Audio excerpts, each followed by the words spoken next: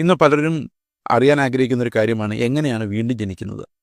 കാരണം വേദോസ്തത്തിൽ നിക്കോദെമോസിന്റെ കർത്താവ് പറയുന്നു, വീണ്ടും ജനിക്കാതെ ദൈവരാജ്യത്തിൽ പ്രവേശിക്കുകയില്ല.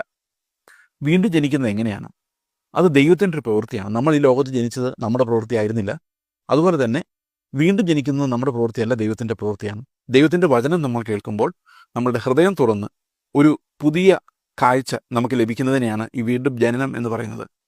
ഇന്നലെ വരെ ജഡത്തിൽ യുക്തിയിൽ ചിന്തിച്ചുകൊണ്ടിരുന്ന നമ്മൾ ഇന്ന് ദൈവത്തിൻ്റെ അത്ഭുതങ്ങളെ കാണുകയും വിശ്വസിക്കുകയും ആ നിത്യതയെ നമ്മുടെ മുൻപിൽ വെക്കുകയും ചെയ്യാൻ നമ്മളെ സഹായിക്കുന്ന ആ പുതിയ കാഴ്ചകൾ അത് നമുക്ക് തരുന്നത് ദൈവം നമ്മുടെ ഹൃദയം തുറക്കുന്നതാണ്.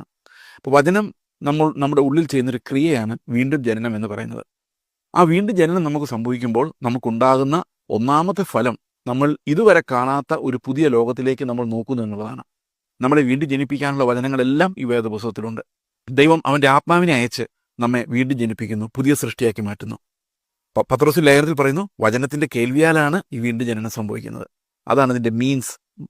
ആ വചനം കേൾക്കുമ്പോഴാണ് നമ്മുടെ കണ്ണ് തുറക്കുന്നത്, ഹൃദയം തുറക്കുന്നത്, പുതിയ കാഴ്ചകൾ കാണുന്നത്. വീണ്ടും ജനിക്കുന്ന ഒരാൾ ജീവിക്കുന്നത് പഴയ കാഴ്ചകളിലൂടെ അല്ല, വിശ്വാസത്താൽ അവൻ കാണുന്ന പുതിയ കാഴ്ചകളിലൂടെയാണ്. വീണ്ടും ജനിക്കാത്തവർ ഈ ലോകത്ത് അവരുടെ കാഴ്ചകളിലൂടെ ജീവിക്കുമ്പോൾ, വീണ്ടും ജനിച്ചവർ ദൈവരാജ്യത്തിൽ ദൈവം അവർക്ക് നൽകുന്ന വിശ്വാസ കണ്ണുകൾ തുറന്നു നോക്കുന്ന കാഴ്ചകളിലൂടെ ജീവിക്കുന്നു. ഇത് തികച്ചും വ്യത്യസ്തമായ രണ്ട് ജീവിത രീതികളാണ്. അതുകൊണ്ട് കർത്താവ് നമ്മളെല്ലാവരെയും വിളിക്കുന്നു, വചനത്തിലൂടെ, വചനത്തിൻ്റെ കേൾവിയിലൂടെ കർത്താവിൽ വിശ്വസിക്കുവാൻ വേണ്ടി എല്ലാവരെയും വിളിക്കുന്നു.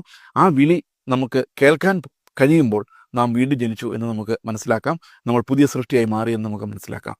അതുകൊണ്ട് വചനത്തോട് പ്രതികരിക്കുവാൻ ദൈവം നമ്മെ ഓരോരുത്തരെയും സഹായിക്കുമാറാകട്ടെ.